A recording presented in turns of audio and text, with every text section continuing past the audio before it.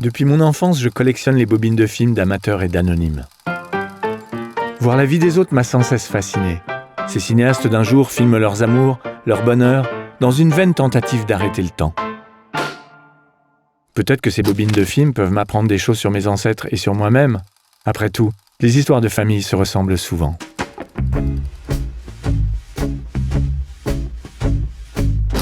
Moi, ce qui m'a énormément plu, surpris, touché, c'est comment tu es arrivé en prenant comme ça ces images, on va dire en partie, qui ne c'est pas qui t'appartiennent pas, mais qui ne sont pas de ta vie, quoi. C'est des images que tu as empruntées à d'autres vies, et tu les as intégrées dans une narration personnelle, en fait. Voilà. Ouais. Ça, je trouve que il me semble pas l'avoir vu ailleurs déjà. Il me semble pas, en tout cas. Je sais pas, mais en tout cas, oui, c'était ça l'idée, c'était raconter sa vie, enfin raconter ma vie avec les images des autres, enfin les miennes aussi, mais j'avais pas des images pour tout. Donc c'était dans ce cas-là de prendre les images des autres pour voir un peu s'il y a quelque chose de commun, pour essayer de faire, tu vois, je savais même pas exactement, enfin c'était ça l'idée, c'était plus une idée, un concept au départ, sans savoir vers où j'allais, mais de toute façon c'était faire un film autobiographique, sachant très bien que bon, j'avais mes images Super 8, j'avais des images de famille, des trucs comme ça, mais il me manquait des choses. Donc c'est les choses qui me manquaient, fallait les combler avec d'autres images. Je voulais pas utiliser de photos parce que c'est un film sur l'acte de filmer. Il y a une photo au début pour montrer que c'est réel, mais sinon tout est. Je voulais que des images mouvantes, des films. Il y a un plan numérique, j'en ai mis un comme ça, mais sinon tout est à base de pellicule. Et voilà, c'était ça l'idée au départ. Voilà. Si je suis on va dire un peu le déroulé du film, tu expliques que ce qui t'a véritablement, on va dire, même si tu avais peut-être l'idée avant, mais ce qui a vraiment déclenché le truc, c'est le fait qu'on t'ait légué, enfin que tu aies récupéré on va dire des films, mais d'un parent éloigné. D'un parent éloigné, puis j'en ai aussi récupéré à la mort de mon père. Il y en avait dans un coffre qu'il gardait. Mais c'était lui qui les avait filmés ? Alors, ça venait de lui ? Il y en a qui étaient filmés par mon grand-père, il y en a qui étaient filmés... Et tu n'en avais jamais parlé ? Non. Alors qu'il savait que le cinéma c'est ton univers, quoi. Oui, certains films je m'en souvenais. Par exemple, alors le film par exemple qu'a tourné mon grand-père aux États-Unis dans des usines d'acier, tu vois. Je l'avais vu étant des années 30, non, c'est ça ? Je crois que c'est années 50, celui-là. Ah, années 50, autant pour moi, Non, je sais pas pourquoi j'avais en tête la crise de 29. Il y a tellement d'époques qui s'entrechoquent qu'en fait qu'après, justement, c'est un peu le but, c'est aussi que la mémoire, si tu veux, fonctionne par comme ça, comme un patchwork, et qu'en fait les choses se confondent et qu'après tu sais plus très bien. Donc le film est aussi construit par rapport à ça. Tu penses pas que c'est mieux de fermer la porte pour le son ? Non ? C'est lui qui va dire.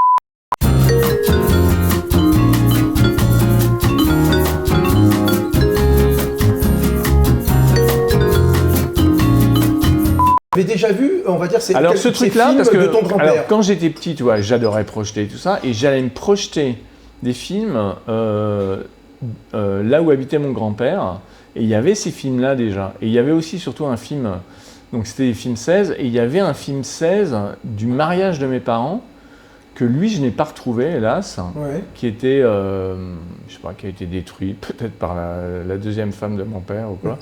Mais en tout cas, il n'était pas avec les autres films. D'accord. Et ça, c'est dommage, parce que j'avais des fois... Tu as ce souvenir. Je m'en souviens très bien que je l'avais projeté, quoi. Je m'en souviens. Et donc, il y avait certains films que je connaissais, il y en avait d'autres que je ne connaissais pas. Et que tu as découvert grâce à ce legs, finalement. Voilà. D'accord. Donc, comme tu le dis très bien dans le film, c'est on t'appelle, on te dit voilà, on a des films, on ne sait pas quoi en faire. Mais et pourquoi on t'appelle toi ? C'était marqué dans le testament que c'était pour toi ? Non, parce que on savait que j'étais collectionneur de films, quoi, tout le monde le sait. Depuis, tu vois, ça date depuis... oui, donc tu collectionnes ça 12 ans, enfin je pense 10-12 ans que j'ai commencé à vouloir un projecteur. Et maintenant tu loues un entrepôt chez Éclair pour voir tout comment tu fais. Non, j'en ai j'ai des nitrates aux archives du film, parce que ça, la maison. Mais ouais. sinon, non. C'est des petits formats surtout. Donc, comme ça voilà, comme ça. Donc, ça prend pas énormément de place. Hein. C'est pas des copies 35. Ça, c'est la pâté. Alors, ça, c'est Pâté Baby. Voilà, c'est du donc, on parle au début. 9-5. Il y a quelques extraits dans le. Il y a beaucoup de films Pâté Baby dans le film. Ouais. C'est le premier format amateur et c'est passionnant parce que déjà, les premiers films datent des années 20, les premiers Pâté Baby. On fête le centenaire. On fête le centenaire cette année. Voilà. Donc, mais si tu veux, au départ, c'était des films. D'ailleurs, je crois que Melville. Il en parle. Il dit, je serais jamais devenu cinéaste si j'avais pas eu un Pâté Baby. Il me semble. Et si tu veux, au départ, c'était des films d'édition. Donc, tu avais des Félix Le Chat, des trucs comme ça. Ouais. Et après, ils ont créé une caméra. Donc, les gens pouvaient tourner eux-mêmes, envoyer leurs films à développer. On va dire, c'est le premier, on va dire, instrument. Enfin, alors, la première caméra amateur, c'était une 28 mm, aussi pâtée, mais qui coûtait énormément cher, qui était tout à fait réservée à, si tu veux, une élite. Voilà. Mais il y a des films d'amateurs 28 mm, qui était aussi un format amateur, où tu avais un projecteur 28 mm, qui avait la particularité d'avoir des perfos différentes de chaque côté, pour que les gens ne savent dans quel sens charger le film, si tu veux. Énorme. Un peu comme le Laserdisc. Voilà. Donc tu avais une perfo d'un côté et 4 de l'autre, comme sur un film 35, et comme ça tu te gourais pas. Mais c'était un truc vraiment très très élitiste. Et après Pâté Baby, c'était vraiment plus... Bon, c'était quand même les familles bourgeoises et tout qui avaient un peu d'argent, mais au départ. Mais après, ça s'est vraiment démocratisé. Et c'est ça qui est intéressant, c'est que tu as des gens qui filmaient leur propre vie. Tu as des films des années 20, 30... ils sont un peu magiques. Et en plus, si tu veux, pour les projeter encore aujourd'hui, moi je les projette avec un projecteur Pâté Baby d'époque, avec une lampe LED. Ouais, c'est ce que tu vois, parce qu'ils sont dans des carters comme ça. Donc après, pour les numériser, tu les sors du carter, mais voilà. Et c'est la particularité, c'est que la perfo est au milieu, ce qui fait que tu as quand même une image très large qui est presque aussi grande qu'une image 16. Et qu'en fait, quand le film est bien exposé, bien conservé et tout, tu as des images sublimes. Tu vois, qui ont près de 100 ans, et c'est juste magnifique, quoi. D'autant plus avec les progrès qu'on fait, les scans maintenant, les capteurs. Bien sûr. Les trucs, c'est fabuleux, quoi. Et toi, je présume si je comprends bien, une de tes passions, c'est comme ça de retrouver, sans savoir ce qu'il y a dedans, et de découvrir, soit avec ton projecteur, soit en numérisant. Et c'est ça qui est bien, c'est une pochette surprise. Parce que tu vois, tu as un titre, tu vois, bon là c'est marqué Champagne à gogo, je sais pas ce que c'est. Et donc tu sais jamais ce que tu vas trouver. C'est génial. C'est ça qui est marrant. Et il y a un petit côté voyeur, il y a un petit côté tu pénètres dans l'intimité d'une famille. C'est une fonction du cinéma qui est essentielle au cinéma, d'ailleurs. Bien sûr. Mais moi, je trouve ça incroyable que tu aies eu l'idée comme ça, parce que c'est quand même c'est comme si tu utilisais le pont de San Francisco, tu vois, pour réunir les deux idées. C'est-à-dire d'un côté de prendre des images d'archives, enfin pas d'archives, des images très personnelles de gens qui aujourd'hui qui ne sont plus vivants, et de l'associer à ton histoire personnelle, quoi. Je trouve ça génial, moi. Ça vient de la passion elle-même de ces films-là, parce qu'ils sont vraiment, je trouve que c'est des objets cinématographiques vraiment à part entière, si tu veux, qui ressemblent à rien d'autre. Et qui sont vraiment cinématographiquement intéressants. Et donc... ça a dû te prendre un temps de malade, en termes de recherche, et puis imaginer comment agencer telle ou telle séquence dans le cadre de ta narration. Quoi, oui, ça c'est fait, c'est long. Mais comme je les ai depuis déjà très longtemps, en fait, bon... Tu les as tous archivés dans ta tête? Non, j'ai une très mauvaise mémoire, mais il y en a certains que je m'étais dit, ça, je voudrais le mettre, tu vois, ce plan-là, il faut que je le place. Oui, tu avais quand même un petit peu, on va dire, un peu... une idée, voilà. Voilà. Donc, et donc ça fait donc depuis l'âge de 12-13 ans, d'accord, que tu fais tu collectionnes, on va dire, en tout cas, tu les gardes. Et ça, oui, en fait, tu vois, je le raconte dans le film, en fait, comment j'ai découvert le cinéma, c'était le père d'un copain qui, pendant les grandes vacances, nous projetait des films. Dans le grenier de sa maison, quoi. Et c'était dans le nord, donc c'était quand il faisait pas beau, et comme dans le nord, tu sais, il fait jamais beau, il fait pas souvent beau. C'était vraiment un bonheur. Et moi, comme j'avais des problèmes un peu avec mon père, qui s'occupait pas trop de moi, et que le père de mon copain était un type super sympa et tout, j'idéalisais ce type. Et j'adorais ça, quoi. C'était vraiment magique, ce grenier où on nous projetait. Et c'était une découverte parce qu'à la fois, il y avait donc c'était des films d'édition comme ça, donc il y avait des Charlot, des Keaton, mais il y avait aussi, ils nous projetaient des films plus étranges, notamment des films expressionnistes allemands, tu vois. Comme Cabinet du Docteur Caligari, Les Trois Lumières de Fritz Lang et tout ça. En plus, c'est bien, il n'y avait pas besoin de son à l'époque. Voilà, mais quand tu as 12 ans, et c'était justement, tu avais juste le cliquetis du projecteur et une drôle d'ambiance, tu vois, et c'était... Enfin, voilà, c'était un monde insoupçonné qui apparaissait devant mes yeux, tu vois, c'était magique, parce que ces films sont très étranges, tu vois, donc et ça, c'était vraiment fantastique, quoi. Et ça, j'en garde, tu vois, c'est un souvenir. Et moi, j'ai voulu... Bon, après, je voulais avoir un projecteur pareil, quoi. Tu vois, je voulais avoir des films et tout, et faire ça chez moi aussi. Oui, tu dis d'ailleurs dans le film que tu as tanné malgré tout tes parents. Voilà. Ils t'ont quand même. Eh bien, justement, le premier truc, ça les gonflait de ça. J'avais eu un mini Cinex, qui était un projecteur jouet en plastique, si tu veux, avec des films sans fin. Et puis, j'ai eu un pâté baby qu'ils avaient trouvé dans une brocante et tout ça, parce que c'était déjà une antiquité à l'époque. Même, je suis en 61. Quand même. Donc, c'était déjà. T'es pas si vieux que ça, quand même. Et avec le projecteur que j'avais eu, il y avait des films amateurs.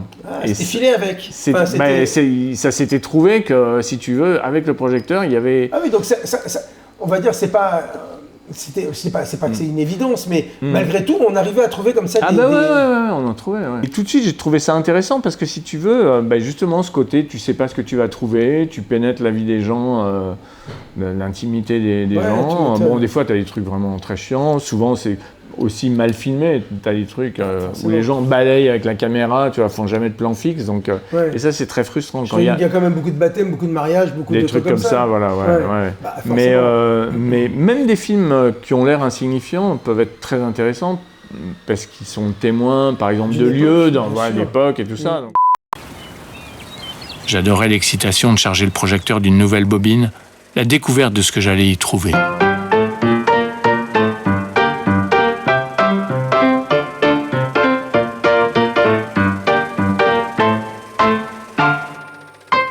Voir la vie des autres me fascinait.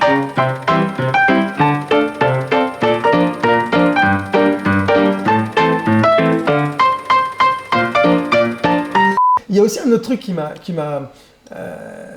surpris, qui m'a truc, c'est que tu me montres des images de C'est arrivé près de chez vous. Ouais.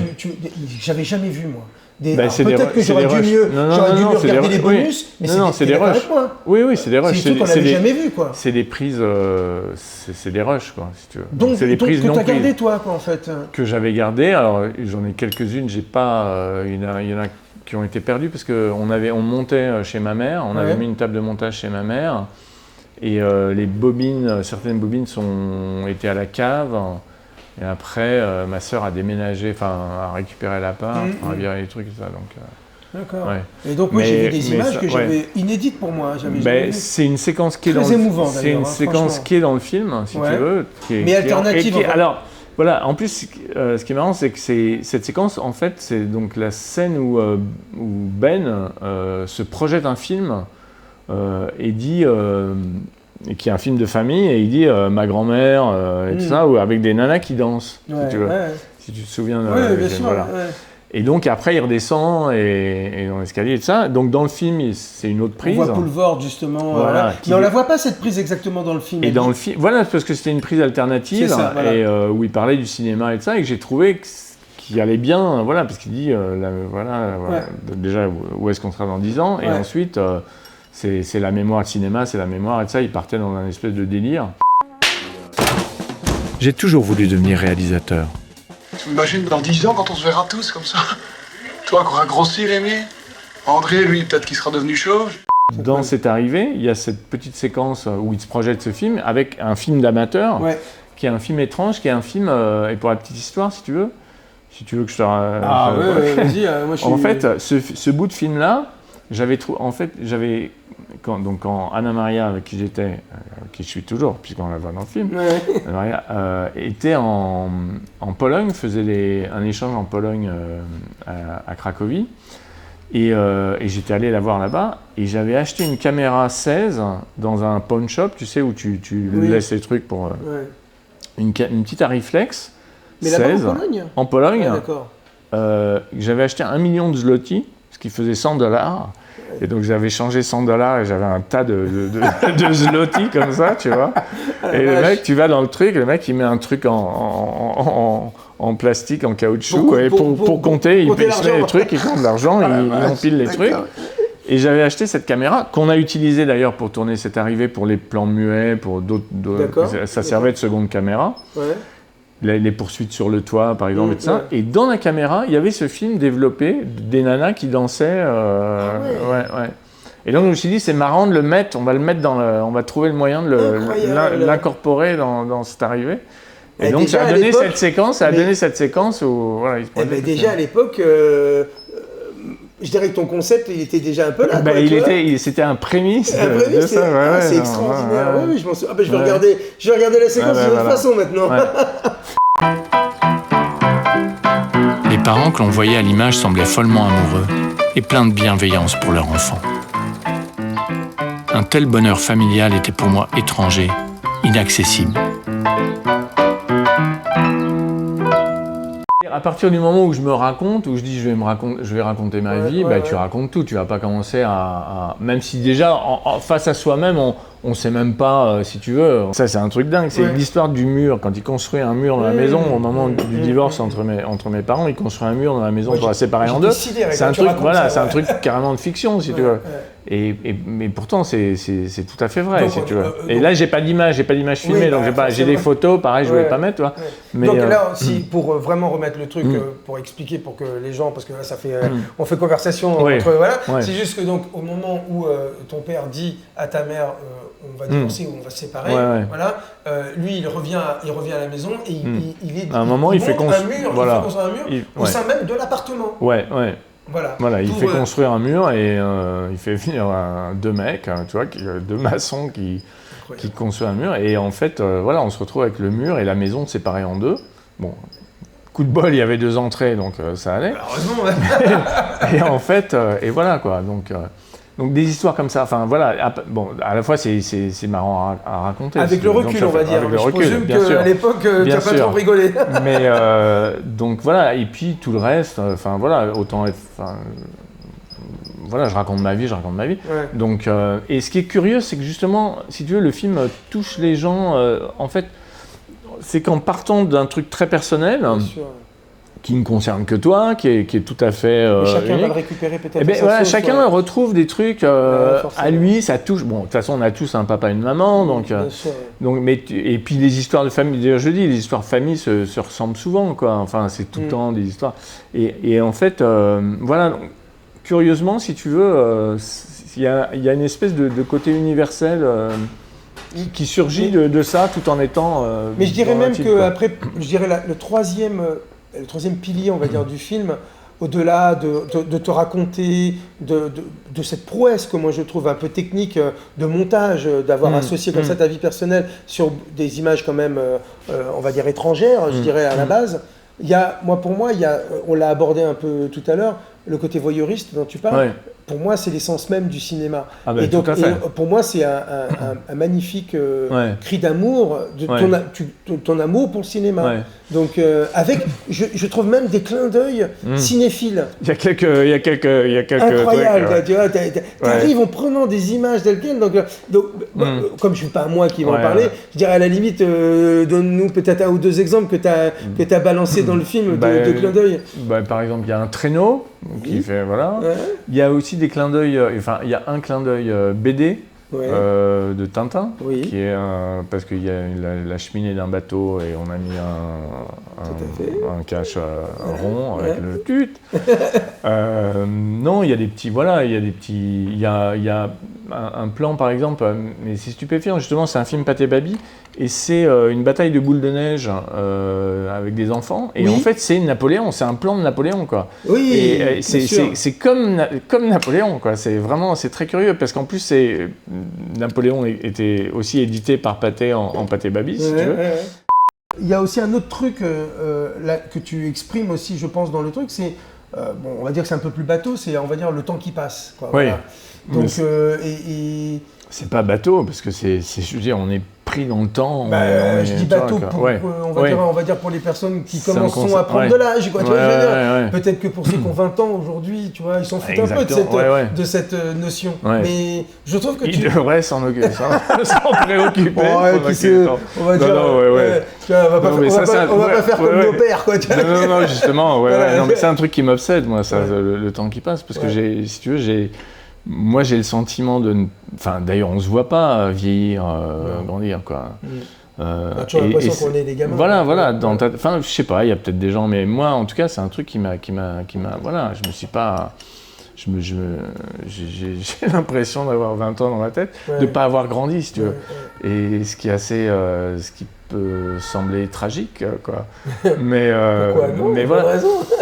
Et en fait, voilà, le cinéma, c'est du temps, et de l'espace, c'est du temps qui défile, c'est une longueur de film, c'est le temps que tu mets à faire un film. Donc voilà, ouais, mais et le fait de voir ces vies, moi j'aime bien les films qui racontent toute une vie, et les livres aussi, tu vois, en 1h30, tu as vu la vie d'un type ou d'une femme défiler et condensée comme ça, ce côté romanesque qui est, que je trouve, qui est un peu, qui t'interroge, voilà, qu'est-ce que c'est que ta vie, quoi, qu'est-ce qui reste d'une vie, alors que quand tu la vis, c'est pas comme ça. Donc tout ça, voilà, ça m'intéressait, quoi. Je trouve que le film l'exprime. Et comme en fait il raconte un peu aussi le siècle au début, en même temps, puisqu'il part du début du cinéma, de l'invention du cinéma jusqu'à nos jours, et si tu veux que les époques se télescopent. Il y avait une séquence qui a sauté au montage, parce que le film met du temps à se terminer, et on dit déjà il y a plusieurs fins et tout, donc c'était... Mais je comparais justement, j'avais des images de la place de l'Opéra à différentes périodes, si tu veux, et je disais que, dont des très beaux Kodachrome des années 30, tu vois, en couleur, et la particularité du Kodachrome, c'est qu'elle est chimiquement stable, les couleurs incroyables. Et en fait, si tu veux, je disais, les apparences changent, les bagnoles changent, les modèles de voitures, les vêtements, la mode et tout ça. Mais l'essence de nos vies, ils n'ont pas changé, à part, bon, il y a heureusement quelques progrès sociaux, quelques trucs qui ont changé. Mais si tu veux, et voilà, et ça,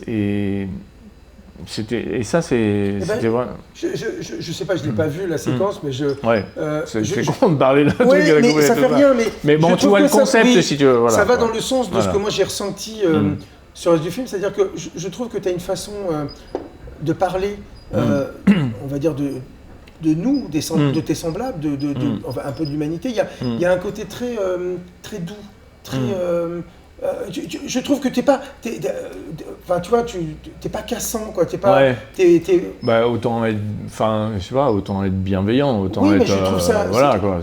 L'époque est déjà tellement violente et tout ça, quoi. Voilà, on vit quand même dans une époque où il y a pas mal de cinéastes et pas mal de gens qui font des films qui veulent se faire remarquer en étant justement soit cynique, noir, tout ce que tu veux. Je crois que c'est même pas l'époque, c'est la nature humaine qui fait qu'elle escalait, et voilà, quoi. Je veux dire, et moi je trouve on le voit aujourd'hui, tu vois. Bien sûr, mais je trouve encore à nouveau, quoi, et on le verra demain, et ce sera tout le temps, la barbarie. Mais je trouve que le regard que tu portes, il est plein de tendresse, quoi, sur tes semblables. Écoute, je sais pas, autant oui, c'est ça, quoi. De toute façon, autant. En plus, là, si tu veux, moi, à partir du moment où tu penses, donc l'homme a un mauvais fond, mais autant être bienveillant et essayer je pense que c'est justement en développant la bienveillance et cette espèce de truc de croire en l'humanité, malgré tout vouloir croire en l'humanité pour essayer qu'il en est quelque chose de bon, si tu veux. Mais moi, alors qu'au contraire, sinon la violence, la haine et tout ça attise. Mais moi, je vais aller plus loin que ça. Je trouve que autant il peut y avoir des films. Parce que pour moi, t'as beau raconter ta vie, tout ça et tout, pour moi, on est dans une œuvre un peu quand même de fiction, dans le sens où je veux dire que tu exprimes quelque chose de très personnel à travers ton film, bien entendu. Autre chose que raconter on va dire, ta propre histoire, ça va au-delà. Ouais. Et autant il y a des gens, des cinéastes, quand tu regardes leurs films, ils vont te faire un film bienveillant, un peu, ils vont vouloir un peu arpenter dans le même sentier que toi, sauf que tu sens que c'est factice, fake, ou tu vois, je veux dire, ou un peu superficiel. Autant là, quand tu vois ça, alors que tu n'utilises pas forcément des images personnelles à la base, autant je trouve que c'est sincère. Tu vois ce que je veux dire? Et tu ressors du film avec la banane, ou avec tu vois, je sais pas comment mieux exprimer les choses que ça. C'est-à-dire que tu vois, il y a un sentiment d'un peu de plénitude, un petit peu quand tu retrouves. Et je trouve que c'est assez rare aujourd'hui. Tu vois, je veux dire, il n'y a pas beaucoup de.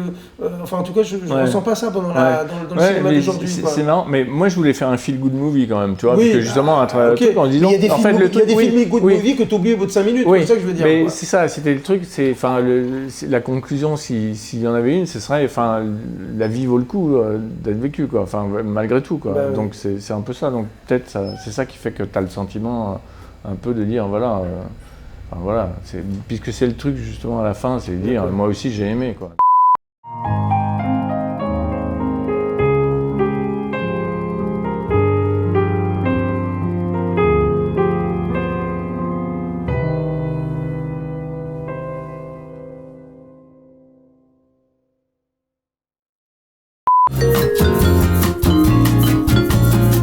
Donc là, là, on est d'accord que c'est du Super 8. Voilà. Alors, donc comme je te le disais tout à l'heure. Alors ça c'est bien, tu vois, moi j'ai commencé à voilà.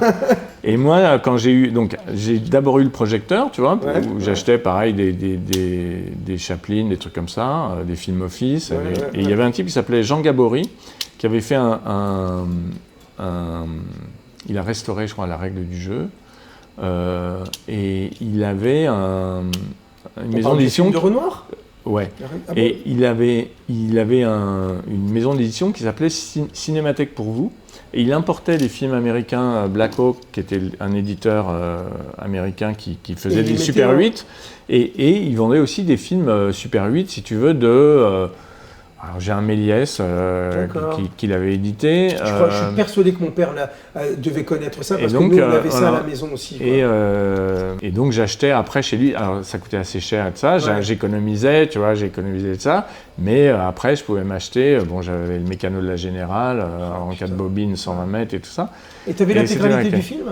L'intégralité, Parce que souvent, il est vendu à l'époque, c'était des 40, 50 minutes, quand le film faisait 1h30. Mais sinon, et puis il y avait les 2 bobines de Keaton, magnifiques, La Maison démontable, tu vois, One Week et tout ça, des trucs.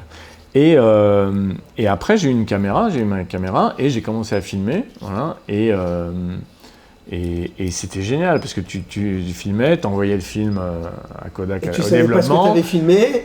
Tu savais ce que tu avais filmé, tu savais pas comment ça allait sortir. Tu savais pas que tu pas le rendu. Et t'attendais 15 jours, 2 semaines, qu'on te renvoie le film par la poste. Tu recevais le film chez toi, tu le projetais. C'était magique. Et même le temps d'attente, si tu veux, c'était pas le fait de devoir attendre comme ça. Donc ça, c'est le Super 8. Hein. Et ça, c'est le format de... C'est arrivé près de chez vous, ça, non? Ça, c'est du 16 mm, c'est du 16, si tu veux. Et ça, c'est un film ancien, tu vois, une vieille bobine Kodak aussi. Et ça, tu vois, j'en ai jamais vraiment vu des comme ça. Franchement. Ça, c'est années 30, tu vois, c'est années 30. D'accord. Et sur le bout de la pellicule, sur le bord de la pellicule, en fait, entre les perfos, il y a un code qui est fait de carrés, de triangles et de ronds, et qui, en fait, te dit l'année à laquelle le film a été fabriqué. Donc tu ne sais pas s'il a été tourné. Oui, voilà, c'est la fabrication même du film. Bon, comme les films se conservaient pas longtemps et tout ça, en général, tu peux penser que. Au moins dans l'année, quoi. Voilà, ou dans 2-3 ans après, le film avait été tourné. D'accord. Mais c'est très intéressant de pouvoir dater les films, puisque tu trouves des films, tu n'as aucune indication, tu sais rien et tout ça. Donc en fait, au moins tu sais à peu près. Tu peux savoir 2-3 années près, quand il a été. D'accord.